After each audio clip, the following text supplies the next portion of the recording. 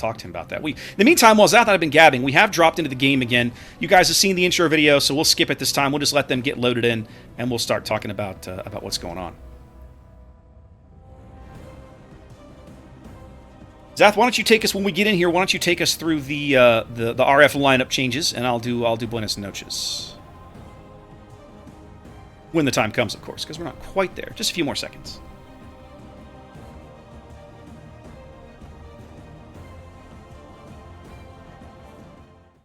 All right, what am I doing here? Do RF. Talk us through the RF lineup, sir. So RF this time around is taking a Wooster, which I'm really excited to see. It's pretty awesome. Yamato, Kremlin, Salem, double Hindenburg, which I know you're excited to see. Yes. Double Summers and Daring. So triple Destroyer. Triple Destroyer. A Wooster. I mean, these guys are saying we are going to kill their destroyers at all costs. Interesting. It is an interesting team composition, no question. And Zath, notice everybody running the school bus camo. Look at that. That's a thing of beauty. You know who'd be really proud of that? Pigeon. No. Pigeon loved the school bus camo. Well, considering how RF got schooled last round, I don't know there. that it's a good camo. Now, Buenos Noches also coordinated their camo. They're all running the Hunter camo. That looks really good. They've changed. They made a small some lineup changes themselves, sticking with Yamato and Kremlin. Why not? It worked brilliantly for them last time. Des Moines, double Salem. John the Pickles Minotaur still out there. We assume still Radar Minotaur. Dropping one of the Goliaths, single Goliath this time, and of course, just like before, Summers and Daring. Is this the Victory Salute camo? Is it Victory Salute? Oh, I think you're right. It's the Victory Salute, but it is gorgeous. I've always liked this camo. Oh, it is beautiful. It looks really good. Beautiful. Buenos Noches. One of those first super camos. It is. Buenos Noches sending Jaime Summers right into B. John the Pickles Minotaur's right there as well. This is going to be interesting because we know, if you look at the map, that's EJ Roan's Daring is working the top end of that cap. They're going to have eyes on John very, very soon, I think. John's pulling the handbrake south of the cap. They don't. Let's see. Let's look at this from RF's perspective. No, they don't see either ship yet. As EJ is just now getting onto the cap to stop that points gain. He is going to have to do a little torpedo dodging in a moment. He probably hasn't seen them yet, but he will shortly. Yep, he's leaving the cap now. Well, John the Pickle opening up with radar. Yeah, it looks like they radared for him. Yep. They can just get that little bit there. Jaime, that's all they needed to do. Yep. Jaime smoking and pushing, giving John some smoke. John's radar pushing off the Daring as Buenos Noches claims B very quickly, despite a destroyer disadvantage. Yeah, that's a decisive play right there. Very smart play by John the Pickle. Smart play by both teams there because I don't think the Daring even lost any HP. EJ's just there to kind of harass them, right? Oh, absolutely, yes. And they're not going to be able to keep the Minotaur in smoke all game. So if you're EJ, you just at this point you just back off, you play it safe, you let them tick up some points, and you make a play somewhere else. Now, Buenos Noches up at B as only pretty much the Goliath and the Salem. At C, north end of the map. So they seem pretty content to just let RF have C.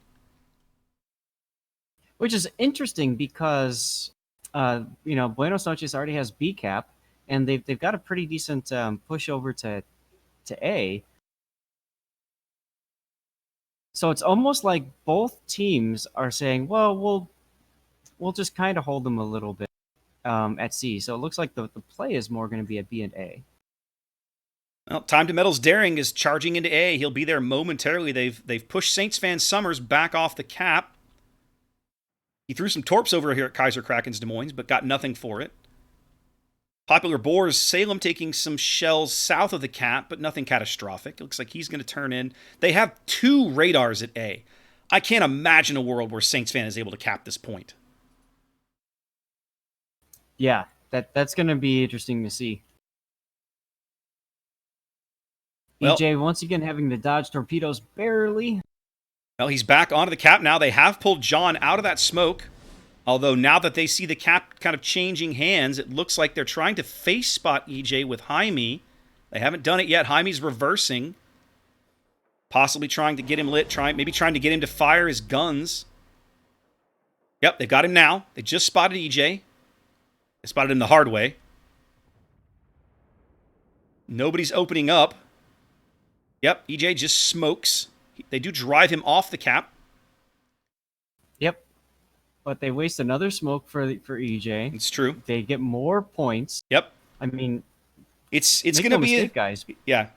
It's a cat and mouse game They're at B. controlling. Yeah, it's gonna be a cat and mouse game at B. EJ's gonna have to play very, very cautiously. He's up against two guys that have obviously worked together and developed this plan and know what they're doing. Oh yeah, and you could tell they're communicating very well between each other. Now I will say that John the Pickle is going to have to be a little frosty. Kalmus's Kremlin has moved into a position up on the C line where if they spot John, they're going to have shots on him if they want him. 5 minutes gone. Buenos Noches on about a 100-point lead here, ticking up both caps, both A and B.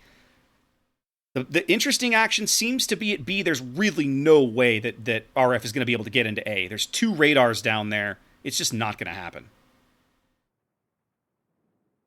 No, and basically that's you can see John the Impaler with the Yamato kind of sitting there saying, "You want to push this side? Go right ahead." Right, you're I'm pushing here. exactly. You're pushing into me.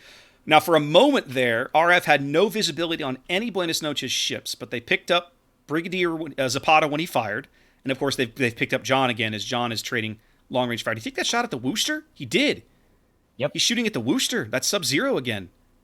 Oh, Oh, solid hit again. Poor Sub-Zero. John has just been molesting him this match. I almost feel bad for him. Tom's getting torpedoes now. I was going to say, Kalmus is actually about to take 2 Summers torpedoes amidships. Well, one in the bow and one amidships. That's a really good solid hit there. Jaime doing flood and engine out. Jaime doing good work as both John and Jaime conspiring to take another of EJ's smokes away at B.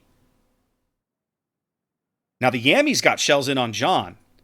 So RF is waking up to the fact, I think, that the play they're going to have to make is at B. They've got to put pressure on this minnow. While the minnow lurks at B, they have essentially no hope of getting into this cap. They have to kill him or drive him off somehow.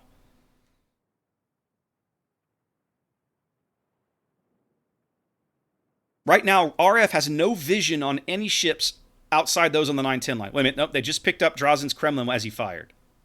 Big hit on Augustin there, then the Salem. Yep, I see that. Well, Kalmus is also getting pretty low, down under 16K now. They keep trying to spam him off the board. You know what it might be, Zath? You know, I think the Goliath strategy that Buenos Noches is running. I mean, look at who's Brigadier firing it. Yeah, they're using these Goliaths to burn out the Kremlins. Oh, absolutely, yeah. 60 millimeters of penetration. Yeah, they can just full pin the deck all day long. Yeah, your rate of fire is crap, but does it really matter when you're getting full pins and setting fires on these guys? It doesn't matter. Kalmus burning a heel, trying to stay in the game, but under a tremendous amount of threat here. Buenos Noches already up a cap. If they pick up an early kill, that would be huge, and they just did. You know what's interesting? I just realized this, Raptor. We haven't seen a Smolensk yet. No, they were banned in the first match, and though neither team banned them in this match, neither team took one. Right, that's what I mean. Like I thought I would have seen one by now, by the second game at least. EJ taking a very bold tact here with the smoke. He knows there's a minnow south of the cap. Must have him. I think they've got him locked up on radar now. Nope, they've lost eyes on him. Now John puts the radar up. No, his radar was up. EJ left. It was up. Yeah, it was EJ's up, but he left. Yeah, EJ's out of range. Up a ship. But once again, they did what they wanted to do. They pushed him out. They pushed him. All they have to do is keep them off the cap, and now it's going to get even harder because as a rogue fleet has retreated from A, they've rotated Kaiser Kraken's Des Moines up to the bottom end of B. So he thought it was going to be impossible to get B. It was going to be hard to get B before. It's going to be damn near impossible now. Mm-hmm. No, but that's a great trap right there. Oh, it's a brilliant strategy. It feels like BN this entire game has just held the reins. Yeah, they really have, Zath. This is our game. You're playing our game. They really have. And I'm not gonna pretend that I'm surprised. I mean, BN is an excellent team. We've been saying it for what, four Kings of the Sea now, right? They're so good. But they're just Here comes. Right now. There's the radar. That's the Des Moines radar. Yeah, he didn't know the Des Moines was there. EJ had no idea that Des Moines was there. Still hasn't seen him. Yeah, he still doesn't know where that radar is from. He just knows it's there. Over a 300-point lead for Buenos Noches as we approach the halfway mark of the match. It's been just a lesson in board control from Buenos Noches so far. Absolutely. Time to Metal trading fire with Saints fan Summers as Ossium goes off the board to long-range fire from Drazen. Buenos Noches now on a 2-ship lead. Saints fan trying to get away. Popular Boars Salem has taken up a really, really good little position down here, kind of near the A-cap, just to kind of keep him away.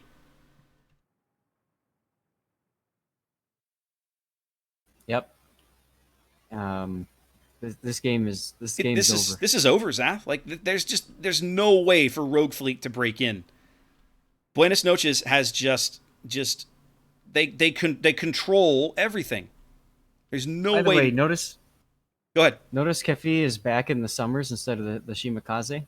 I did notice that. Maybe he's just more. Maybe he's just more comfortable in Summers. Some players are. Well, and I think it goes back to what I was saying earlier about how they said let's put the Shima in, but then they're not used to how to use the Shima. Maybe they haven't practiced it. Maybe. It's the other thing that it's worth noting, Zach, that I find fascinating. RF brought a triple destroyer composition and got outcapped. Yep. Outvisioned as well. Yeah, very much so.